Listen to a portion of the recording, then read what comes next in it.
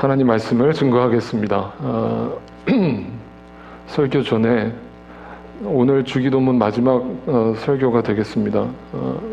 여러분께 부탁드리고 싶은 게 있습니다. 제가 나이가 젊은 사람이 이런 얘기하면은 좀 황당하고 정신 나가셨나 이렇게 들리실지 모르겠습니다만, 제가 이 주기도문 설교를 준비하면서 저 자신도 이렇게 좀 한 단계 다른 차원에 올라갔다 온 느낌? 네. 그러면서 제가 더 먼저 은혜를 받았고, 그래서 어떻게 보면 이 설교를 준비하면서 지난 4주 동안 제 혼신을 다해서 설교를 준비했습니다. 뭐 어떤 설교도 혼신을 다하지 않은 설교가 없습니다만, 정말 여기에는 제 혼신을 다했습니다. 그래서 제가 유언을 남기고 싶습니다. 이거 누가 기록해 주세요. 제가 언제 죽을지 모르니까 저 죽을 때 괜히 와서 뭐 이상한 소리 하지 말고 뭐 이력 같은 거 읽지 말고, 저는 이 주기도문 제가 강해한 거를 제 장례식장에서 누가 틀어줬으면 좋겠습니다. 그러고 저는 이게 제 마지막 유언이라고 할 정도로 혼신을 다해서 설교했으니까, 여러분이 그냥 흘려듣지 마시고 부디 여러분의 삶에도 이 말씀이 정말 제대로 깨달아져서 여러분의 삶에도 변화가 있기를 기도합니다. 마지막 주기도문 강해를 전하겠습니다. 목회자로서 제가 목회하면서 성경을 가르치고 말씀을 선포하고 성도님들을 만나고 할 때 항상 제가 기억하는 것이 있습니다. 그것은 뭐냐면, 모두가 다 제가 알고 제가 믿고 제가 깨달은 그 하나님의 말씀을 공평하게 다 깨닫지 못한다는 결론에 도달했습니다. 그것이 저의 교만함이 아니라 성경에는 분명 그렇게 기록을 하고 있습니다. 고린도전서에 보면 사도 바울이 고린도 교인들을 향해서 이렇게 고백하는 내용이 나옵니다. 형제 자매 여러분, 나는 여러분에게 영에 속한 사람에게 하듯이 말할 수가 없고, 육에 속한 사람 곧 그리스도 안에서 어린아이 같은 사람에게 말하듯이 하였습니다. 그래서 재밌는 것은 이 말을 하고 있는 대상자들이 교인들이었다는 거죠. 근데 그들이 육에 속한 사람이라고 사도 바울은 정의를 하고 있어요. 또 더 충격적인 거는, 제가 거듭 설교했지만 이 고린도 교회는 당시에 소위 말하는 신비적인 역사들이 일어나던 교회였습니다. 병자가 벌떡 일어나고 방언이 터지고 막 예언이 막 터지고 이런 교회였는데, 이 교회를 향해서 사도 바울은 정말 니네같이 믿음이 충만한, 성령이 충만한 교회가 없구나 라고 칭찬을 한 것이 아니라, 나는 너희를 대할 때 육에 속한 사람처럼 대한다. 그러니까 너희는 지금 아직도 그 복음의 진리를 깨닫지 못하고 여전히 육에 속해 있기 때문에 그 상태에서 벗어나지 못하고 늘 다람쥐 쳇바퀴 돌듯이 그 광야를 방황하고 있는 것이다 라는 사도 바울의 고백이었습니다. 이것을 예수님도 지적하신 적이 있습니다. 예수님도 오병이어의 기적을 일으키시고 나서 사람들이 열광을 하니까 그 열광하는 성도들한테 이렇게 쐐기를 박았습니다. 예수께서 그들에게 대답하셨다. 지금 예수님한테 열광하고 있는 백성들을 향해서 내가 진정으로 너에게 말한다. 예수님이 진정이라는 말을 2번 쓸 때는 진심으로, 진실로 너희의 실체를 내가 보여줄게. 그게 뭔지 알아? 너희가 나를 쫓는 것은, 나를 찾는 것은 표징, 하나님의 복음의 비밀을 깨달았기 때문이 아니라, 하나님의 사인을 봤기 때문이 아니라, 빵을 먹고 육의 양식을 먹고 배가 불렀기 때문이다. 그러니까 너희가 교회를 나오는 이유는 이 땅의 복을 구하기 위함이고, 여전히 이 땅에서 살아가는 모든 목적이 신자가 아니라 그냥 그저 눈에 보이는 육의 양식에 매여서 살아가는 너희들이다 라고 예수님이 지적을 하셨습니다. 이 얘기를 들었으면 백성들이 기분 좋았을까요? 기분 되게 나빴겠죠. 네. 근데 예수님은 그런 말씀을 적나라하게 하셨습니다. 근데요, 저는 이거를 성도들한테만 뭐라고 할 수가 없어요. 실제로 목회자들도 그 표징을 보고 목회를 하는 게 아니라 빵을 먹고 배가 불러서 목회를 하는 사람들을 종종 봅니다.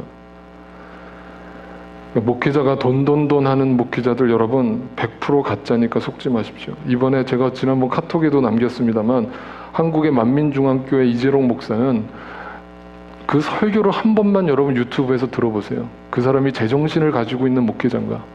자기가 하나님이래요. 자기한테 경배하고 자기한테 헌금을 많이 갖다 바치면 하나님이 치유하시고 구원하신대요. 근데 그 교회 교인이 몇 명인 줄 아세요? 10만 명이에요. 미치고 팔짝 뛸 일이죠, 정말. 그래놓고 이번에 성폭행이 일어나니까 사람들이 이제서야 우리가 속았구나 그러고 있어요. 다 육의 양식을 쫓는 그런 사이비 같은 종교 지도자들, 종교 사기꾼들한테 오늘도 우리는 넘어가고 있다는 거죠. 그래서 이제 그런 육에 속한 사람들이 늘 던지는 삶에 있어서의 진지한 질문이 있어요. 그 질문이 뭐냐면 이런 질문을 항상 던져요. 왜 내가 열심히 믿는데 왜 열심히 믿는 자들에게 시험이 있는가?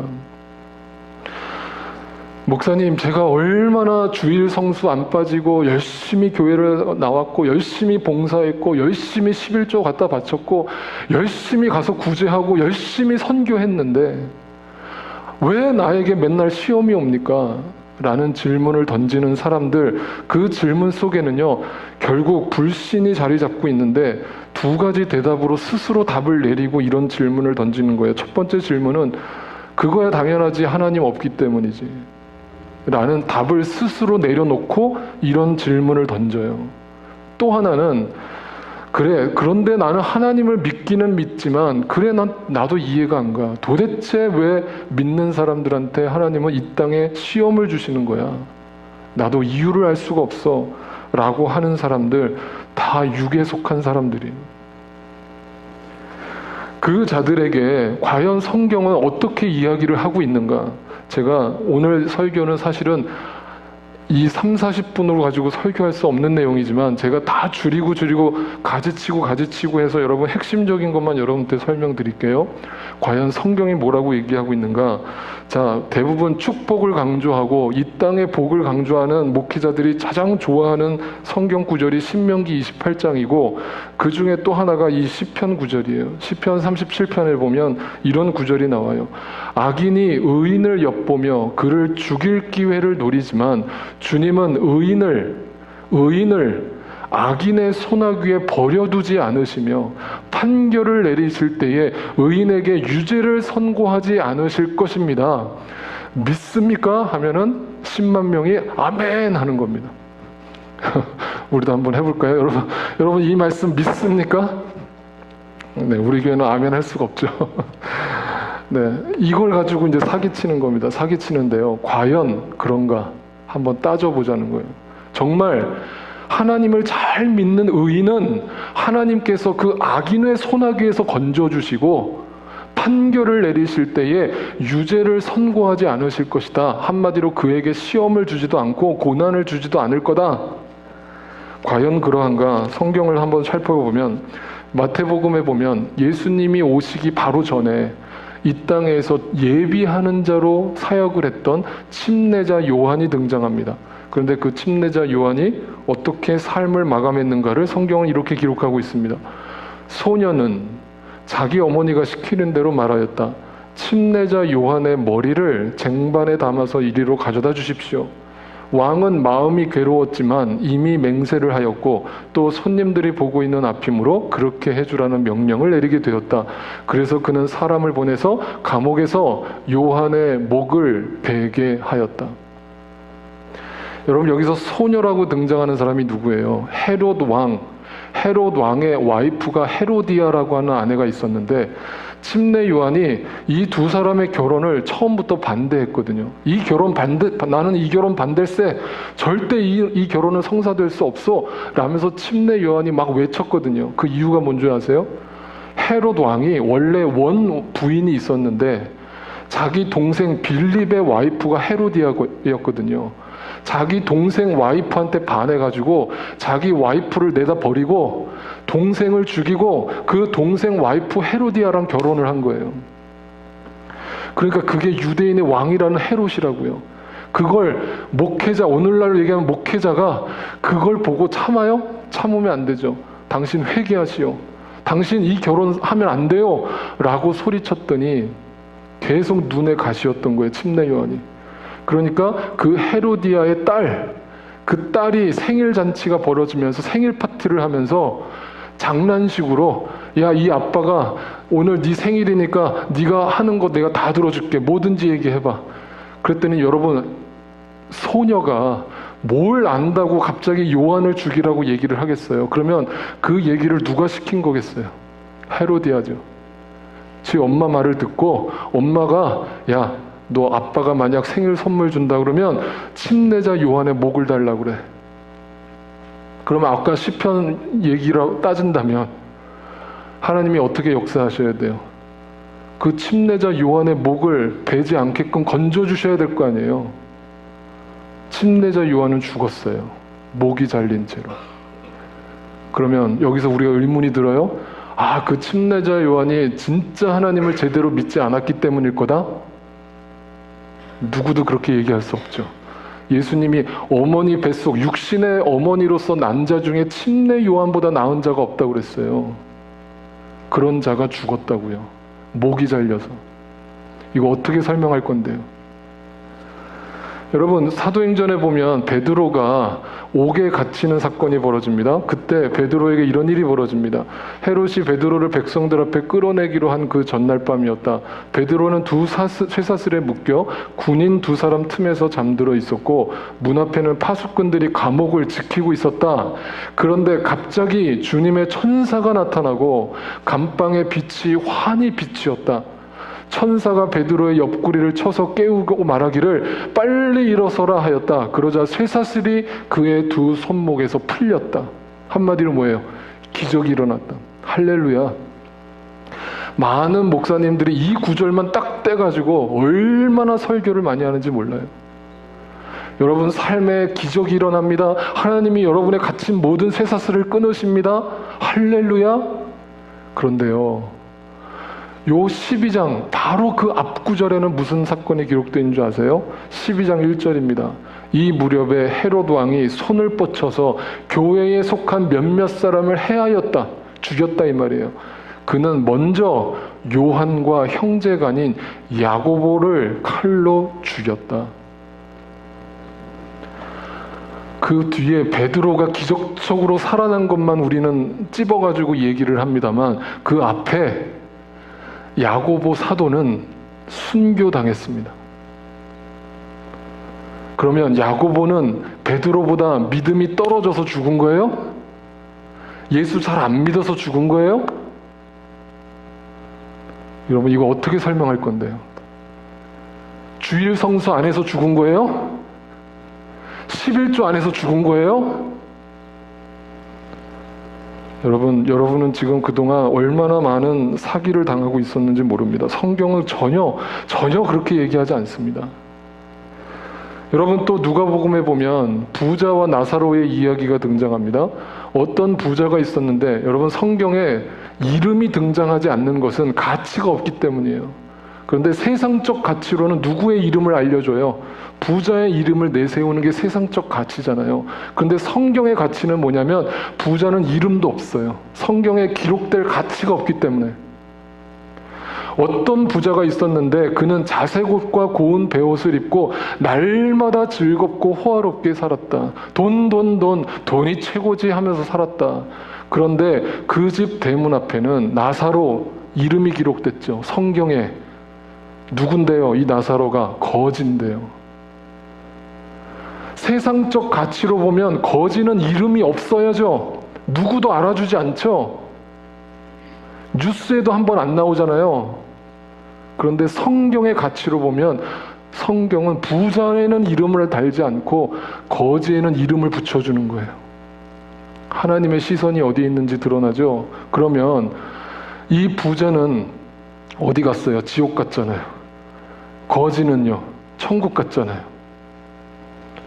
그러면 나사로가 이 땅에서 하나님을 믿었다는 건데 도대체 하나님을 잘 믿는 나사로는 왜 거지처럼 살고 하나님을 안 믿는 이 어떤 부자는 왜 떵떵거리면서 잘 살았냐고요? 하나님이 축복을 주신다고요? 사기입니다. 여러분, 구약의 히브리서에 보면 믿음의 조상들을 이 사도 바울이 쭉 나열을 하면서 우리 조상들이 어떤 믿음의 역사를 일으켰는지에 대해서 이렇게 설명합니다. 구약의 이스라엘 백성들은 이렇게 살았대요. 그들은 믿음으로 나라들을 정복하고 정의를 실천하고 약속된 것을 받고 사자의 입을 막고 불의 위력을 꺾고 칼날을 피하고 약한 데서 강해지고 전쟁에서 용맹을 떨치고 외국 군대를 물리쳤습니다. 할렐루야. 네. 또 이 얘기하면서, 이 구절만 얘기하면서 승리를 주신 하나님을 또 찬양합니다. 그런데요, 요 바로 다음 구절에 뭐가 나오는지 아세요? 35절부터 37절. 또 어떤 이들은, 지금 그 사람들과 같은 시대 속에 살았던 사람들을 얘기하는 거예요. 어떤 이들은 고문을 당하면서도 더 좋은 부활의 삶을 얻고자 하여 구태여 노여나기를 바라지 않았습니다. 풀려나기를 바라지 않았고, 내 삶이 나아지기를 바라지 않았고, 어떤 이들은 조롱을 받기도 하고 채찍으로 맞기도 하고 심지어는 결박을 당하기도 하고 감옥에 갇히기까지 하면서 시험을 겪었습니다. 또 그들은 돌로 맞기도 하고 톱질을 당하기도 하고 칼에 맞아 죽기도 하였습니다. 그들은 궁핍을 당하며 고난을 겪으며 학대를 받으면서 양과 염소의 가죽을 입고 떠돌았습니다. 이거 어떻게 설명할 건데요? 그들은 예수 잘 안 믿은 사람들이에요? 하나님 안 믿은 사람들이에요? 성경을요, 우리가 절대 부분적으로 보면 안 됩니다. 부분적으로 보면 안 돼요. 그러니까 제가 여기서 계속 조금 오버해서 조금 강하게 얘기하는 것은요, 그만큼 우리 뇌 속에 이런 잘못된 성경의 지식들이 가득 담겨 있기 때문에 제가 어떻게 해서든 그걸 여러분한테서 뽑아내려고, 그걸 제거해 버리려고 제가 여러분들 좀 세게 얘기하는 거예요. 여러분, 우리 교인들은 이 설교를 지겹게 들으셨겠지만, 그러니까 제발 이 설교 듣고 여러분 뒤에 가서 딴 얘기하지 마시라고요. 지난주 설교를 다시 한번 읊어드릴게요. 지난주 설교 주기도문에 핵심적인 내용이 있었습니다. 우리가 우리에게 죄 지은 사람을 용서하여 준 것 같이 우리의 죄를 용서하여 주시고, 이 죄는 sin이 아니라 뭐라고 그랬습니까? debt라고 그랬죠. debt. 빚, 오페일레마, 사랑의 빚. 그 빚을 우리는 졌기 때문에 그 빚을 갚기 위해서 우리는 용서를 할 수밖에 없고, 내가 1만 달란트 빚진 자였기 때문에 나의 빚을 아무런 조건 없이 탕감시켜준 그 하나님의 은혜를 경험한 내가 이 땅에서 어떻게 1,000달러 나한테 빚진 사람을 용서하지 않을 수 있겠는가? 그래서 주기도문의 핵심은 내가 그 하나님을 만난 것처럼, 그 영의 양식을 먹은 자처럼 나는 이 땅을 살면서 그 빚을 다 갚을 수도 없고 헤아릴 수도 없지만 용서를 하면서 살아갈 수밖에 없습니다 라는 고백이 주님의 기도 속에 들어가 있는 거예요. 그런데요, 오늘 주기도문의 결론은 이렇게 납니다. 아까 제가 말씀드렸던 시험에 대한 이야기. 그 시험이 뭐냐? 성경의 이 헬라어로 원어로 살펴보면 이 시험이라는 단어가 페이라스모스라는 뜻인데, 이 뜻이 뭐냐면 테스트라는 뜻도 있고 템테이션이라는 뜻도 들어가 있습니다. 그래서 성경에서 어떤 상황에서 이 단어를 쓰느냐에 따라서 우리가 이 해석을 정확하게 할 필요가 있어요. 두 가지 뜻이 다 있어요. 그러니까 제가 이거를 여러분께 오늘 설명을 드릴 테니까 이제부터 잘 들으십시오. 여러분, 먼저 테스트와 템테이션을 구분하는 것이 쉽지 않습니다만 그것이 중요한 게 아니라 어찌됐건 우리에게는 반드시 시험이 온다는 거예요. 그럼 악이라는 것은 뭐냐? 그 악이라는 것은 그 시험을 이기지 못한 상태를 얘기하는 거예요. 그러니까 악은 어떤 사탄을 상징하는 것도 아니고 이 땅에서 윤리도덕적인 죄를 짓는 사람을 얘기하는 게 아니고 시험을 반드시 겪어야 되는데 그 시험을 통과하지 못한 상태가 악이라고요. 악. 그러면 예수님이 그 시험을 당하시던 지난주의 말씀을 다시 한번 되짚어보면 첫 번째로 유혹했던 그 시험이 뭐였다고요? 육의 양식이었다고 그랬죠. 그래서 그 빵이라는 것은 말 그대로 육의 양식, 어제의 양식. 그런데 우리는 시험을 통과한 사람들은 뭘 먹는다고요? 오늘의 양식, 영의 양식. 그런데요, 여기서 중요한 게 있어요. 왜 예수님도 시험을 받으셨을까요? 예수님은 하나님의 아들이잖아요. 왜 예수님이 시험을 당하셔야 돼요? 왜 예수님이 그 시험을 당하시며 그거를 말씀으로 물리쳐야만 돼요? 네? 그 이유가 어디 있어요? 여기 있어요. 그 시험은요, 우리에게 반드시 주어진다는 뜻이 있어요. 그 시험을 이겨내고 나서 예수님이 어떤 말씀을 하시는가를 잘 보세요. 그게 바로 마태복음 5장의 산상수훈이에요. 그러면서 산상수훈이 이렇게 시작됐어요. 예수께서 입을 열어서 그들을 가르치셨다. 성경에요, 예수님이나 사도들이나 말씀을 전할 때 입을 열어서 얘기를 하지 누가 입을 닫은 채로 얘기하는 사람이 어디 있어요? 그런데 성경이 입을 열었다라는 표현을 헬라어로 뭐라고 쓰고 있냐면, 이 뜻은 무슨 뜻이냐면 카이 아노익사스라고 표현하고 있는데, 이게 뭐냐면 그냥 이 마우스를 열었다는 뜻이 아니라 그 안에 숨겨져 있는 무언가가 열렸다는 뜻이에요. 뭔가 닫혀져 있었던, 꽉 막혀 있었던 무언가가 비로소 열렸다. 그래서 그가 여시고, 카이라는 게 그라네. 그는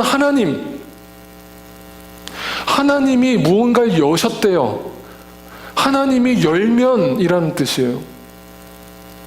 그러니까 이거는 예수님이 인간 예수로 오셔서 그냥 입을 열어서 복음을 전했다는 뜻이 아니라, 예수님이 시험을 통과하시고 나서, 시험을 이기고 나셔서 예수님이 산상수훈의 말씀을 선포하시는데 비로소 그 안에 닫혀있던 게 열리셨다는 거예요. 그래서 이 예수님의 삶은 우리의 삶으로 그대로 적용이 되는 거예요. 그러면 여러분, 이 비밀을 이렇게 얘기하고 싶어요. 말 그대로 시험을 이긴 자에게만 열리는 말씀이라는 뜻이에요. 그러면 여전히 여러분이 육에 속한 자로 살아갈 수밖에 없고, 이 땅에 잠깐 오는 고통과 시험거리들 앞에서 절망하면서 살아갈 수밖에 없는 이유가 어디 있는가? 열리지 않았기 때문이에요. 누구처럼요? 예수님처럼. 그게 산상수훈이라니까요. 그 산상수훈의 주제가 뭔데요? 하나님 나라라니까요. Kingdom of God. 그 시험을 이겨내고 나서 예수님의 마음이 열리고 영이 열려서 비로소 하나님 나라를 선포하셨다고요. 여러분, 예수님도요, 태어나자마자 이 복음을 전한 게 아니에요. 30년 동안 침묵하셨잖아요. 그리고 바로 사역을 시작하신 것이 아니라 40일 동안 금식을 하시고 그 시험을 통과하시고 나서 본격적인 하나님 나라를 선포하기 시작하셨다고요. 그러면 우리에게 이걸 그대로 적용하면 우리도 반드시 이 시험을 통과해야만 열리게 돼 있다는 거예요. 이해가 되고 계신지 모르겠습니다. 자, 그런 가운데 다음 구절 요한계시록에서는 이것을 이렇게 설명합니다. 요한계시록 3장 7절에 보면, 여러분, 소아시아의 7교회, 제가 요한계시록 강의할 때 여러 번 말씀을 강조해서 말씀드렸습니다. 소아시아 7교회가 처음에 등장하는데 그 7교회 중에서 하나님의 칭찬을 받은 2교회가 있습니다. 어느 교회입니까? 네, 기억 못하시죠? 첫 번째는 서머나교회, 또 하나 교회가 지금 이 교회입니다. 빌라델비아. 빌라델비아가 어떤 교회입니까? 여러분 영어로 보세요. 빌라델비아가 영어로 뭡니까? 네, 필라델피아.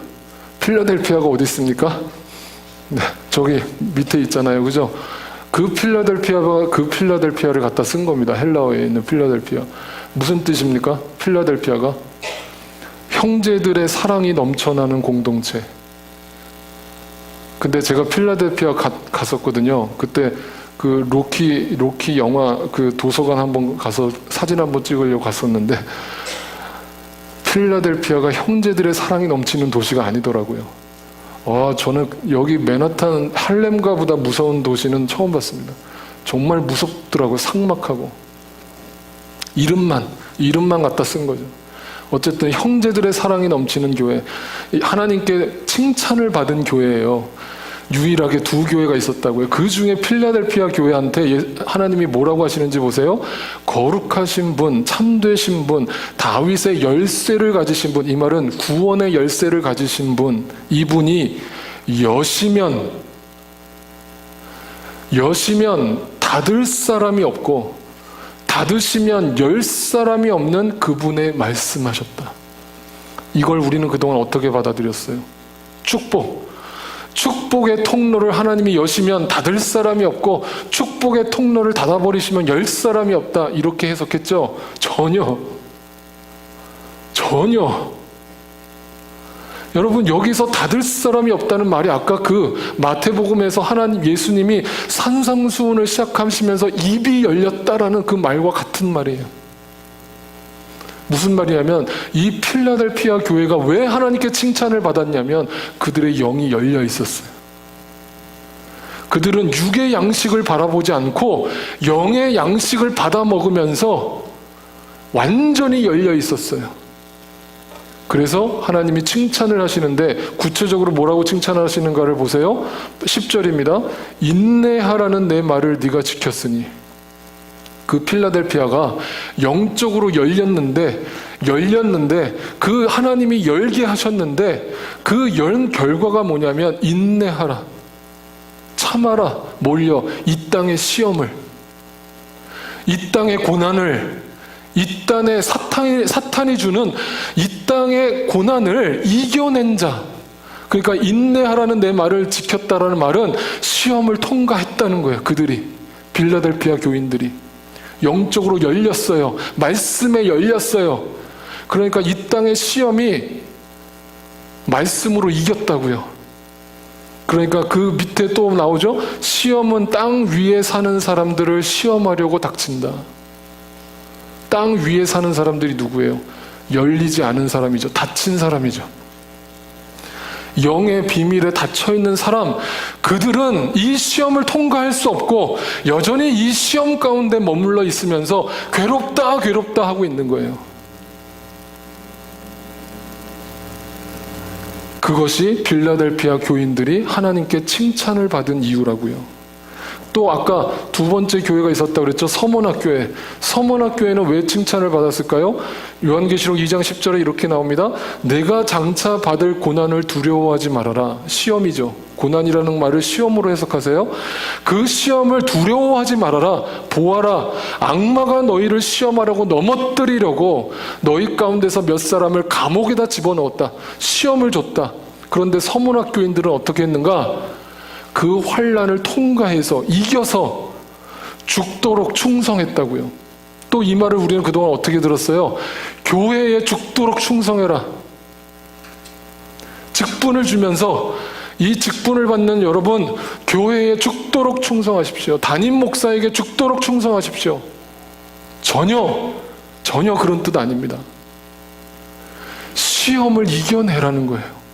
이 땅의 시험을, 육의 양식으로 주는 시험을, 사탄이 주는 시험을 이겨내는 자가 죽도록 충성하는 자들이에요.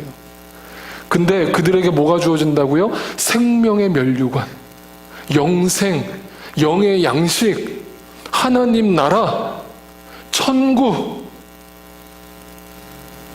그래서 여기서 중요한 세 단어를 찝어보면 시험이 왔어요.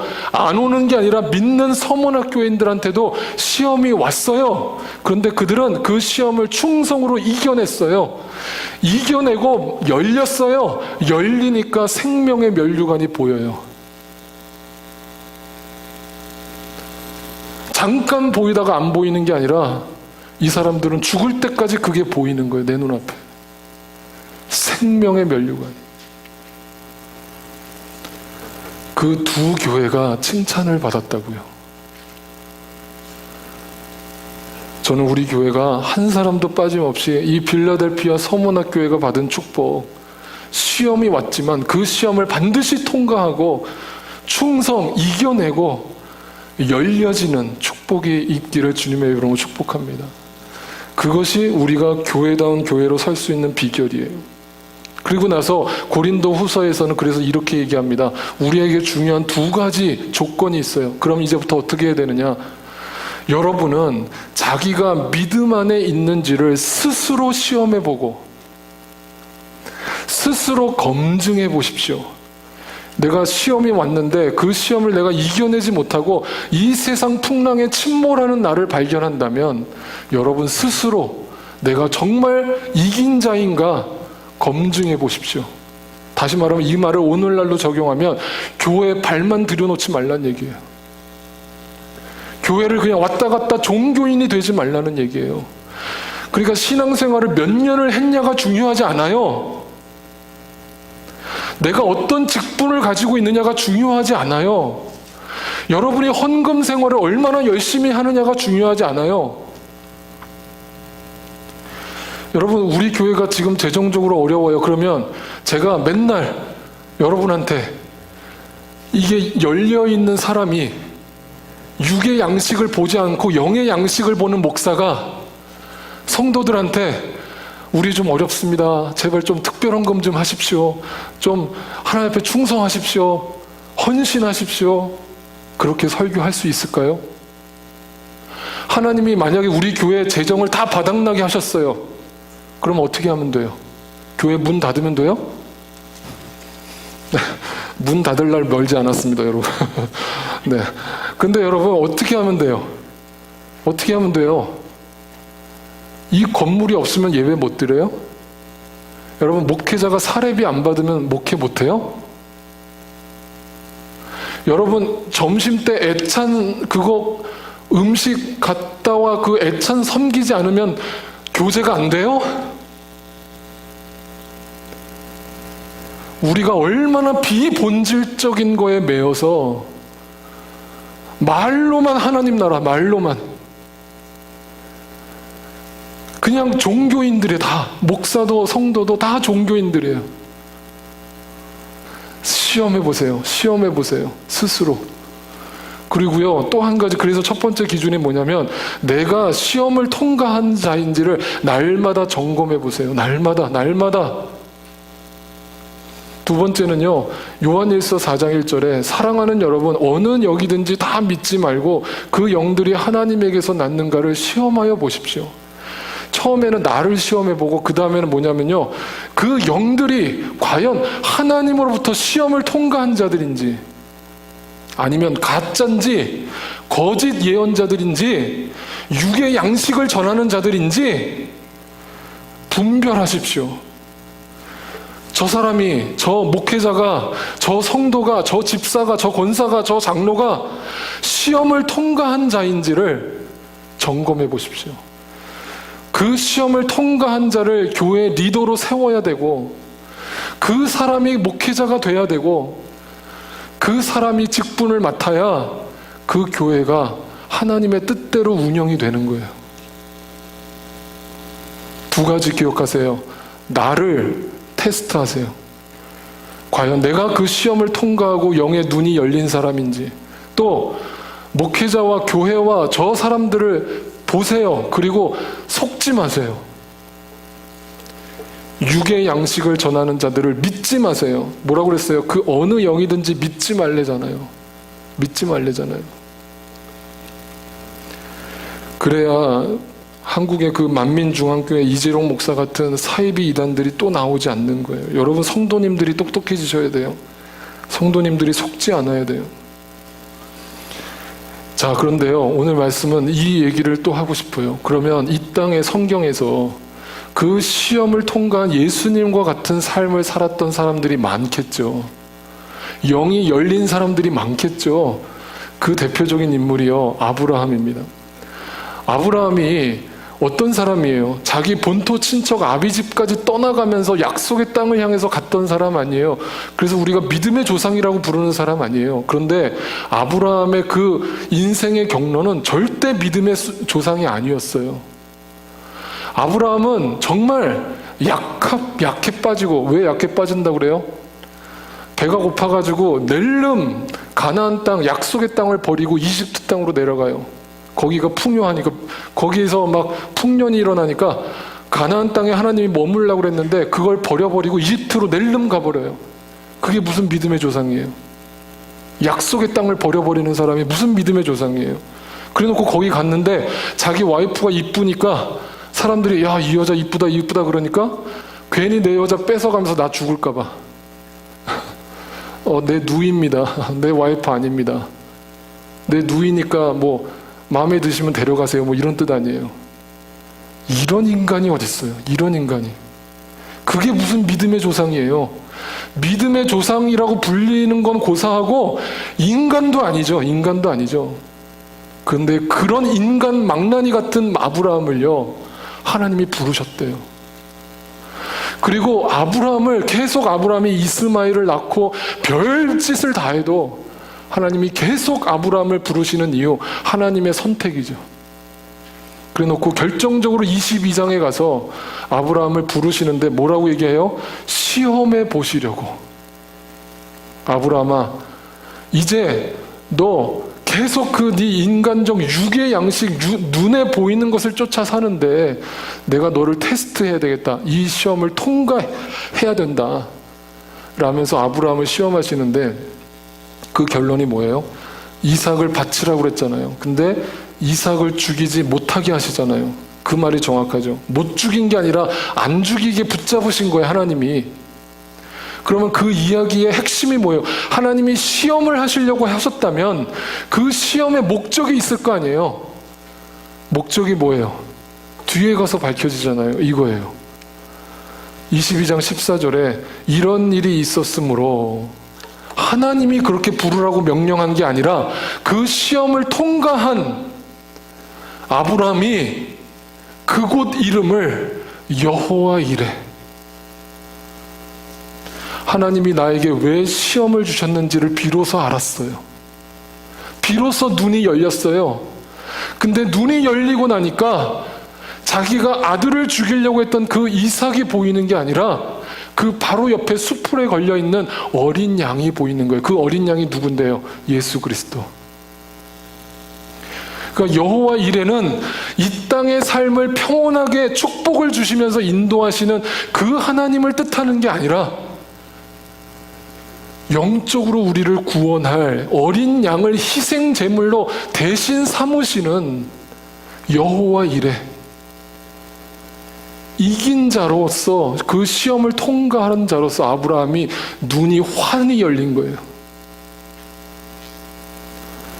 이때부터 아브라함이 죽을 때까지 180도 달라진 인생을 살았다는 겁니다.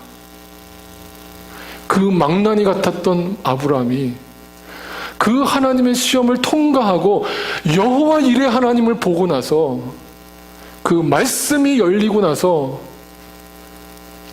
그게 뭐예요? 여러분 잘 보세요. 이삭을 죽이라고 해놓고, 하나님이 명령해놓고 아브라함이 찔러 죽이려고 하니까 하나님이 아브라함아 아브라함아 다급하게 부르면서 손을 붙잡았어요. 죽이지 말라고. 근데 그 어린 양은 갖다 죽이잖아요. 무슨 말이냐면 아브라함의 아들 이삭은 못 죽이게 하셨는데 하나님의 아들 예수 그리스도는 하나님이 죽였다고요. 여러분, 그게 은혜고 그게 여호와 이레예요. 깜깜하게 앞이 어둡고 이 땅의 시험 속에 빠져있는 나의 삶에 하나님이 시험을 주시는데 그 시험 속에서 하나님의 진리를 보았고 그 시험의 모진 풍랑 속에서 진리의 눈이 뜨였는데 그것이 여호와 이레, 그 주님의 산에서 준비될 것이다. 그 산이 바로 예수 그리스도의 갈보리 언덕과 연결이 되는 거예요. 이게 성경의 비밀이라고요. 여러분, 그래서요, 고린도 후서에 보면 사도 바울이 육신의 연약함을 가지고 하나님 앞에 호소하잖아요. 뭐라고 하십니까?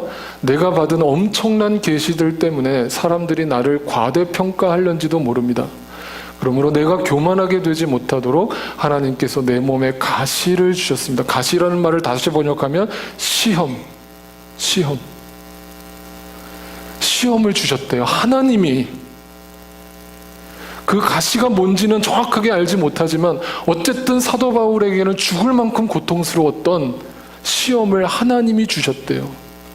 그런데요, 처음에는 그 시험을 없애달라고, 그 가시를 뽑아달라고 하나님 앞에 기도했는데 그 기도의 응답은 이렇게 이루어졌죠? 내 은혜가 내게 족하다.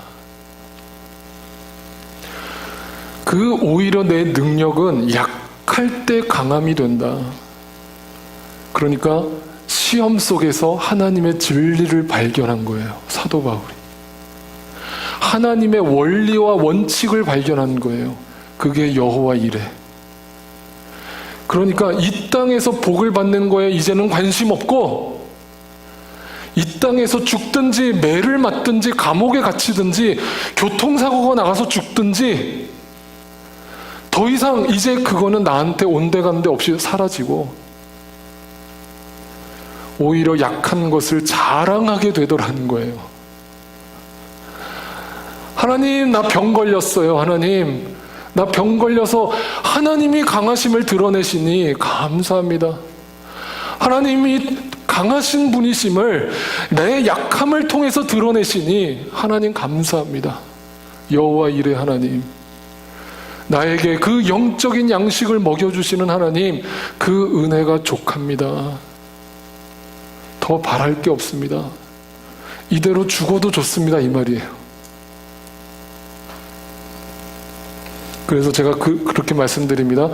약해지는 것이 우연이 아니라 우리 크리스찬들은 일부러라도 약해져야 된다. 약해져야 된다. 나를 죽여야 된다. 광야로 나아가야 된다. 그 시험을 반드시 통과해야 된다. 그래야만 우리에게 열리고 그것을 열리면 닫을 사람이 없을 것이다 라는 주기도문. 그러니까 악에서 나를 구하여 주옵소서라는 말을 다시 번역하면 아까 말씀드린 것처럼 하나님, 그 시험 자체로 보고 쓰러지지 않게 하시고 그 시험 속에서 진리를 보고 승리케 해주십시오라는 뜻인 거예요. 그래서 이 말을, 중요한 단어 여기서 뭐예요? 그러나, 그러므로. 이 단어가 우리의 삶에 계속 반복되어야 되는 거예요. 그래서 사도 바울이 이렇게 마지막으로 고백합니다. 같이 읽습니다. 시작. 그러므로 나는 그리스도를 위하여 병약함과 모욕과 궁핍과 박해와 곤란을 겪는 것을 기뻐합니다. 내가 약할 그때에 오히려 내가 강하기 때문입니다. 한마디로 얘기하면 시험을 이긴 자에게 열리는 말씀. 사도 바울은 열렸어요. 그러니까 기쁨이 나와요, 그 안에서. 오히려 나는 그 약할 때 나는 기뻐하겠습니다. 시험을 통과했죠. 그래서 오늘 9절 기도를 다시 반복한다면 이런 뜻입니다. 우리를 시험에 들게 하지 마시고 악에서 구하여 주십시오라는 말은 하나님, 우리에게 고난을 주지 마십시오. 우리에게 아픔을 주지 마십시오. 사탄을 물리쳐 주십시오. 이런 고백이 아니라, 이 말을 다시 풀었으면 시험 속에서 진리를 보게 하시고 그 진리로, 말씀으로 악을 이기게 하옵소서. 그것이 이 땅에 하나님의 영의 비밀을 알고 살아갔던 크리스천들의 라이프였고, 순교의 길을 걸었던 수많은 믿음의 조상들의 발걸음이었습니다. 여러분, 우리 교회 모두가 빌라델비아 교회처럼, 서모나 교회처럼 이 진리를 날마다 보면서 시험을 이기고 그 시험을 속에서 진리를 환히 보게 되는 축복이 있기를 주님의 이름으로 축복합니다. 모든 시선을 주님께 드리고 전능하신 하나님